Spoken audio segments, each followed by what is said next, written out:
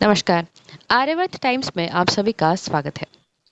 प्रशांत किशोर देश भर में एक चुनावी रणनीतिकार के रूप में पहले से ही प्रसिद्ध हुआ करते थे।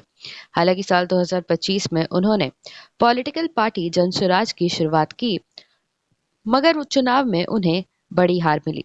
ऐसे में अब जनसुराज के भविष्य पर अनिश्चितता के बादल मंडरा रहे हैं।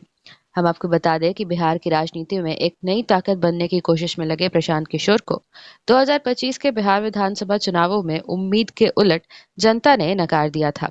जहां किशोर के बड़े बड़े दावे धाराशायी हो गए, फिर भी उनकी लोकप्रियता को देखते हुए बिहार में यह उम्मीद है कि पीके हार नहीं मानेंगे।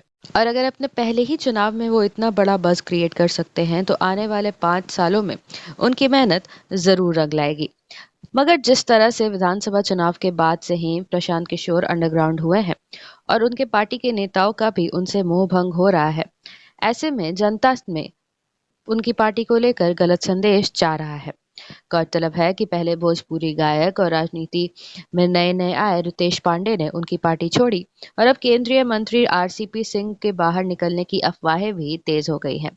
और ये मोहभंग मुख्य रूप से पार्टी की चुनावी हार, आंतरिक संरचना में बदलाव, व्यक्तिगत महत्वाकांक्षाओं और बाहरी राजनीतिक दबावों से जुड़ा हुआ है।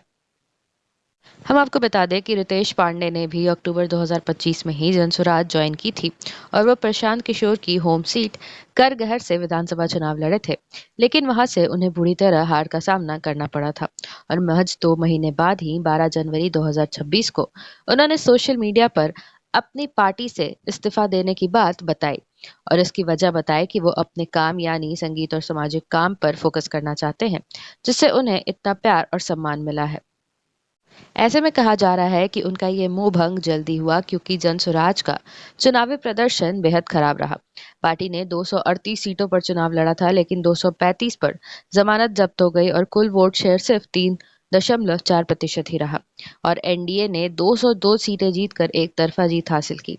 और रितेश जैसे नए चेहरे को लग सकता है कि पार्टी में राजनीतिक भविष्य नहीं है, खासकर जब वो पहले से ही मनोरंजन के जगत में काफी सफल है।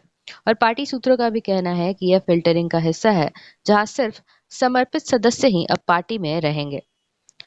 हालांकि रितेश के इस्तीफे को पार्टी के लिए झटका नहीं समझा जाना चाहिए, क्योंकि रितेश जैसे कलाकारों का इतिहास रहा है कि वो राजनीति में आते हैं और हारने के बाद पार्टी से मुंह मोड़ लेते हैं। क्योंकि ऐसे ही भोजपुरी के एक और बड़े कलाकार खेसारी लाल यादव ने भी हार के बाद कुछ ऐसी बातें कही हैं, जिससे कि साफ देखा जा सकता है कि उन्होंने राजनीति से तौबा कर लिया है। हालांकि जनसुराज के लिए एक बड़ा लॉस हो सकता है कि आरसीपी सिंह, जो कि पूर्व में जेडीयू के प्रमुख नेता और केंद्रीय मंत्री थे, उन्होंने मई 2025 में अपनी पार्टी आप सबकी आवाज को जनसुराज में मिला दिया था और प्रशांत किशोर ने उन्हें बड़े भाई जैसा बताया था, लेकिन अब वो भी बाहर निकलने की अफवाहों को हवा दे रहे हैं।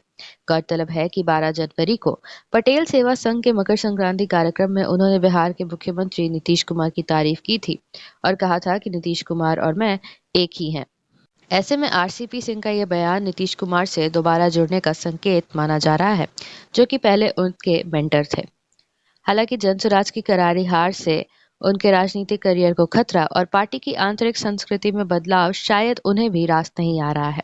जहां पटना में नवंबर 2025 में सभी नामित कमेटियों को भंग कर दिया गया था और बूथ स्तर तक चुनाव कराने का फैसला किया गया था, ताकि समर्पित नेता ही पार्टी में रह सके।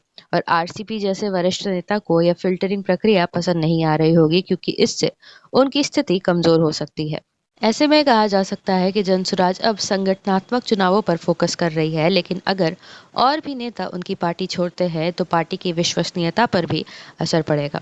कुल मिलाकर यह मोहभंग प्रशांत किशोर की रणनीति की परीक्षा करने वाला है और सवाल यह है कि क्या वो पार्टी को बचा पाएंगे या फिर ये एक असफल प्रयोग ही साबित होगा। आशा करते हैं आप सभी को ये वीडियो पसंद आई होगी। इस वीडियो को लाइक एवं शेयर जरूर करें, साथ ही कमेंट करके अपनी राय भी दें। साथ ही ऐसी और अपडेट्स पाने के लिए हमारे चैनल आर्यवर्त टाइम्स को जरूर सब्सक्राइब करें। धन्यवाद।